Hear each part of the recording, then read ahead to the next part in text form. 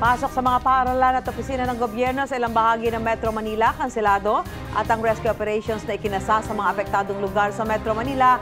Paspasan natin ang mga balitang dapat alam mo. Habi-kabila ang rescue operations sa National Capital Region.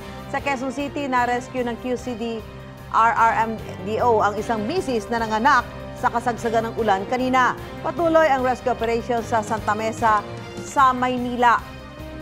Sa San Juan, patuloy pang hinahanap ang isang nawawala matapos tangayin ng baha. Hanggang leeg na ang baha doon na rumagasa galing Quezon City. Pasay City, binaha rin dahil sa walang patid na pag-ulan. Apektado rin ang commuters na walang masakyan. Madaling araw din kanina nang magsimulang bumaha sa Parañaque. Dahil sa malawakang baha, kinansela ng palasyo ang lahat ng pasok sa paaralan at government offices sa NCR. Nagkansela na rin ang pasok sa ibang lugar gaya sa Olongapo at Batangas.